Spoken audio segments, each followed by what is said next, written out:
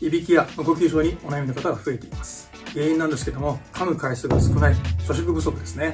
顎の筋肉が弱くなってベロの筋肉も弱くなっちゃう。仰向けで寝るとベロが落っこってくるんですね。絶根沈下っていう症状が起こってきます。いびきが出やすくなったり無呼吸症が起こってくるんですね。鼻で呼吸をしている時にベロがどこにあるのか、上顎についていれば OK、 上の前歯の歯茎のあたりにぶつかっていればギリギリセーフです。下の歯にくっついてしまうとか、下の歯茎についてしまうという方は絶根沈下起こっちゃってますので要注意なんですね。